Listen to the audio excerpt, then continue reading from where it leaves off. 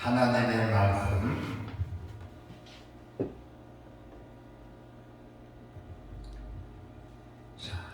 시편 4장의 1절부터 8절입니다.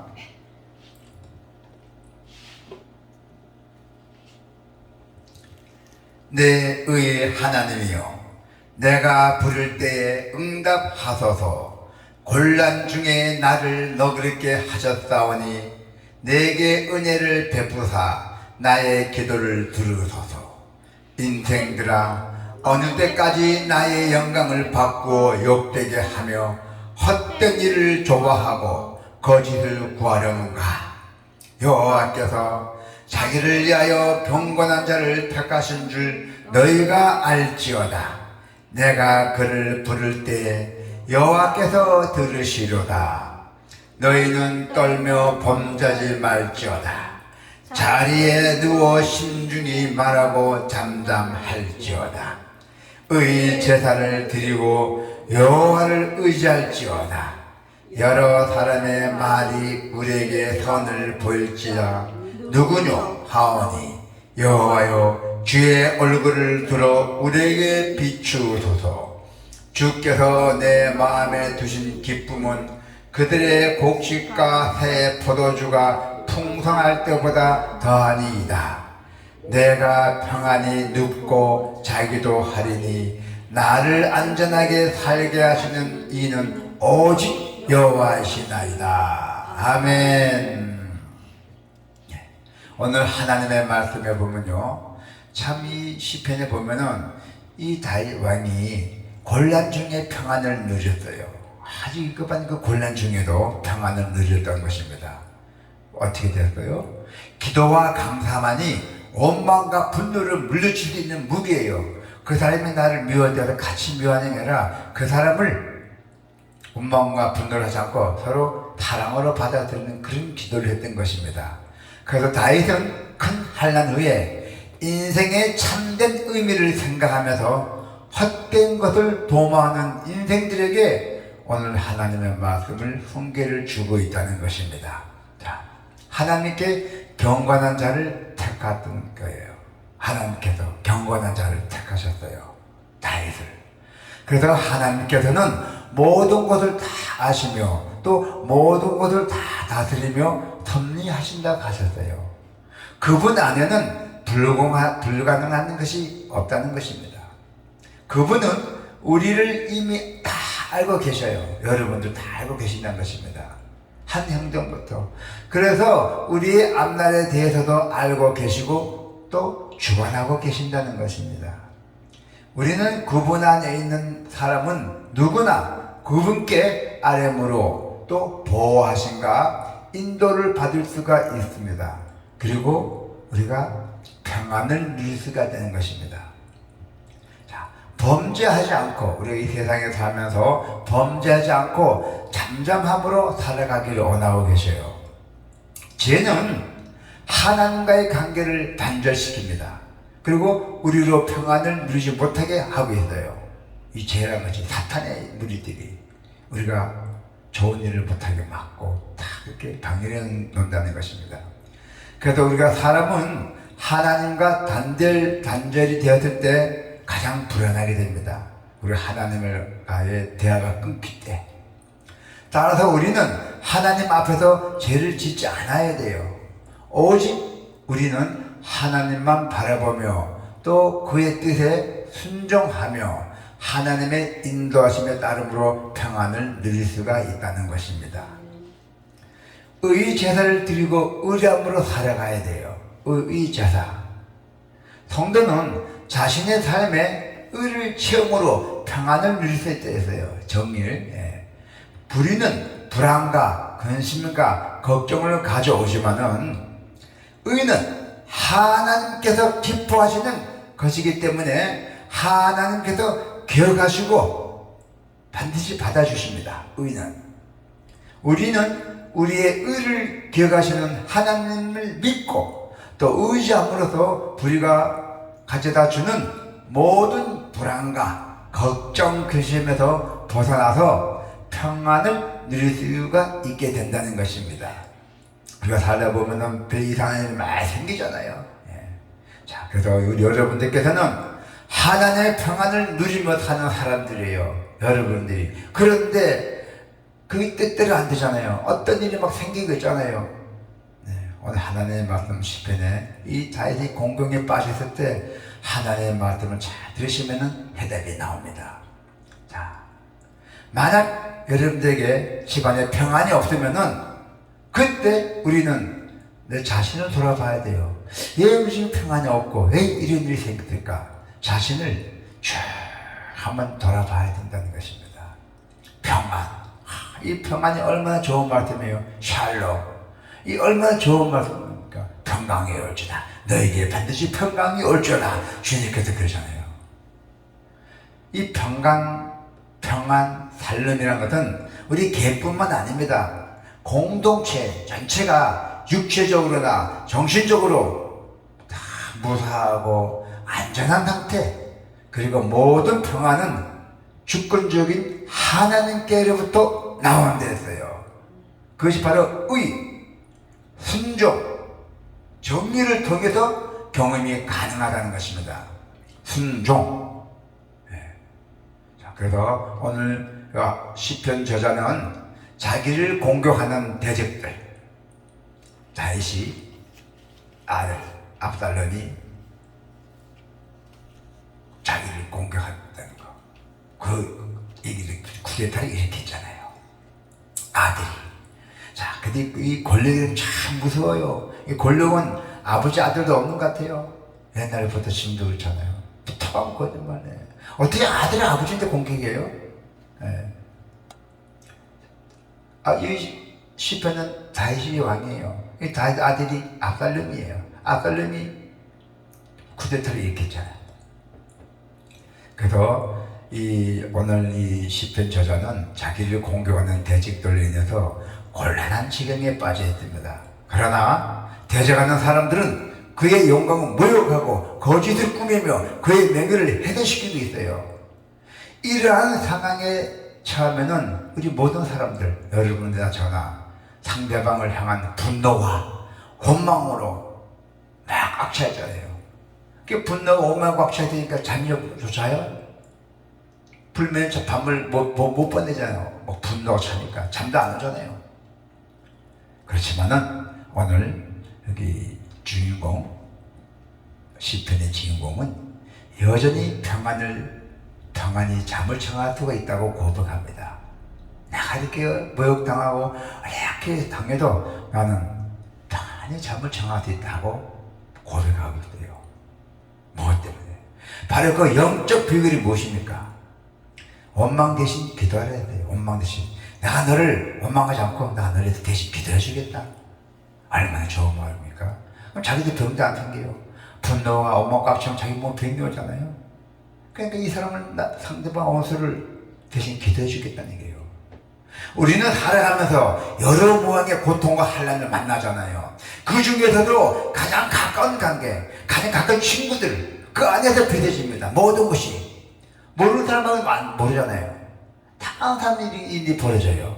사람이 없고, 좋을 때 좋고, 또 기분 나쁘고 확 잊히고. 인간의 본능이잖아요. 가장 가까운 관계에서 빚어진 오해와 불신, 그리고 배신으로 인한 상처와 아픔을 견디기 힘든 고통이에요. 그러한 고통스러운 상황이 찾아오게 되면은 대부분의 사람들은 다른 사람을 원망하잖아요. 그러나 마음에서 일어나는 그 분노를 주체하지 못해서 상대방의 분노를 쏟아내고도 하잖아요. 하려고 막 하잖아요. 그런데 오늘 주인공은 사람들로 인해서 곤란한 지경에 놓여 있으면서도 나는 평안하게 잘 있다고 말합니다. 나는 평안하게 잘 있다는 그 고백이 뭡니까? 그 비결이 뭡니까?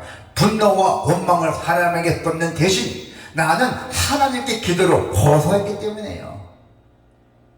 주님, 저 사람 나를 원망하고 나를 망가뜨렸지만은 주님, 저 사람 용서해 주시고 저 사람 이렇게 도와주십시오. 이게 얼마나 좋은 기도입니까? 그래서 자기도 마음이 편해요.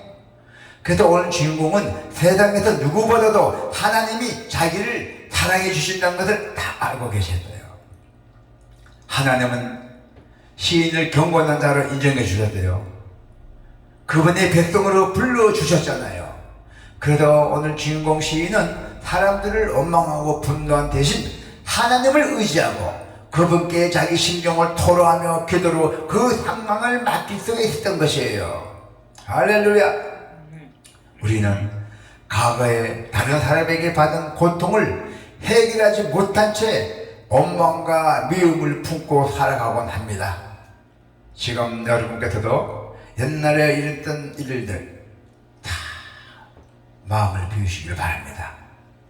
오늘 그런 마음을 짐을 지고 살아간다면 그 짐은 하나님께 쏟아 넣을 뿐만 아니라 그를 용서하게 해달라고 기도하세요.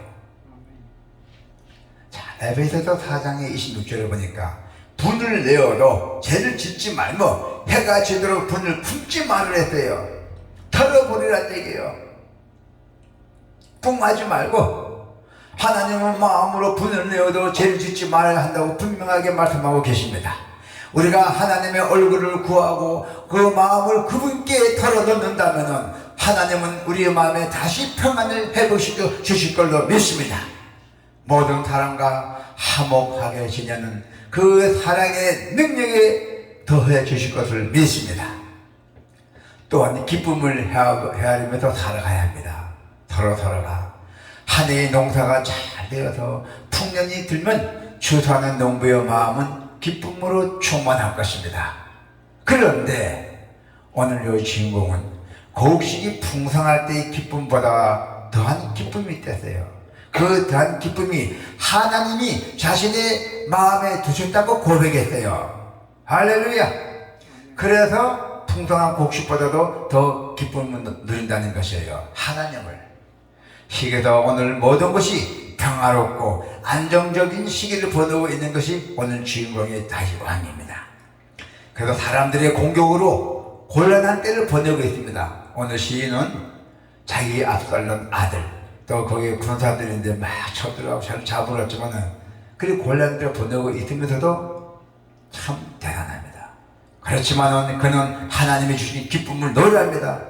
근심 걱정하는 게 아니라 하나님이 주신 그 기쁨을 찬양을 한다 했어요. 할렐루야.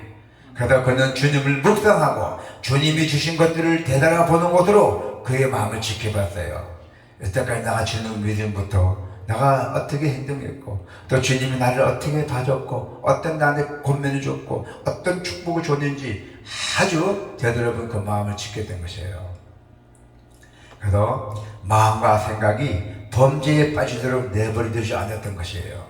하나님이 내버려뒀으면 버린 자식이라면 너 머릿속에 신경이 납니다. 우리 가정도 그렇잖아요. 옛날에 아들이 독생이 아들 하나 있었잖아요. 막 저 아들은 신경이 났어요. 막 이렇게 하잖아요. 똑같습니다. 하나님 믿는 거하고 가장 똑같습니다. 네. 그래서 우리는 절대로 하나님께서는 우리가 범죄에 빠지지 않도록 가만히 안 놔둬요. 다 건져주시고 인도해 주시고 다 그래서 누굴 통해서 다 이렇게 됩니다. 우리의 생각은 영적 전쟁이 일어나는 전쟁터예요. 우리 세상 사는 게 전쟁터예요. 영적 전쟁. 상황에 따라 자연스럽게 일어나는 미움 그리고 분노를 선택한 것이 되어 있어요. 아니면은 하나님이 주신 것들을 헤아리며 우리가 생각을 지킬 것인지 하나님이 주신 것들을 우리가 잘 생각하며 지킬 것인지 아니면 우리의 의지에 달려있어요. 하나님의 말씀을 우리가 어떻게 잘 지키고 우리가 어떻게 행동하는 건지 그 뜻이 바로 우리의 의지, 여러분의 의지에 달려있다는 것이에요. 나는 축기사를 하나 믿어야 된다는 사람들이 있고 나는 그냥 심심풀이로 다니는 사람들이 있다고 별로 다 있어요. 그래서 여러분의 의지에 달려있다는 것입니다. 그래서 오늘 주인공은 영적 전쟁에서 자신의 생각과 마음을 지키는 편을 선택했어요. 그 결과 과거의 현재를 통해 하나님이 허락하신 그 수많은 은혜를 떠올리고 그리고 기쁨과 평안을 누릴 수가 있었다는 것이에요.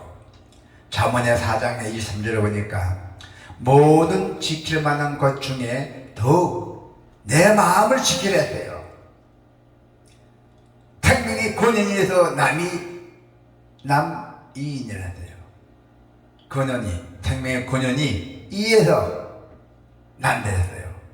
모두 지키는 것 중에 더욱 내 마음을 지켜라. 생명의 근원이 우리들 말 이에서 남이니라 했어요. 마음은 생명의 근원이기 때문에 무엇보다도 마음을 잘 다스리고 마음을 잘 소중하게 지켜야 돼요. 여러분들 마음이 아주 소중해요. 그 고통스러운 상황에서 너희들로 하나님이 주신 것들을 우리가 다시 한번 되돌아봐야 돼요. 예전부터 지금까지 하나님의 주는 그 놀라운 은혜와 기도, 그리고 그 기도의 응답에 기적을 떠올리고 우리는 감사의 기도를 드릴 수밖에 없잖아요. 감사가 저절로 나오잖아요. 그게 바로 은혜예요. 놀라운 은혜예요. 그 감사의 기도 자리에서 찾아오셔서 우리에게 평안과 기쁨을 베풀어 주시는 하나님을 우리가 다시금 만날 것입니다. 또한 사람을 향한 원망은 성도가 반드시 피해야 할 마음이에요. 우리가 사람을 향한 원망, 여러분들 반드시 피해야 할 마음이에요. 그 깨끗한 마음 갖고 똑같이 할 수가 없잖아요. 피하게 되면은 좀 자존심 상하겠지만 피하면은 마음이 편하잖아요. 예. 우리는 하나님이 가장 당하는 어려움까지도 합력하여 손을 이루실 것을 믿어야 합니다. 이 믿음은 가족 기도와 감사를 선택해야 한다는 것이죠.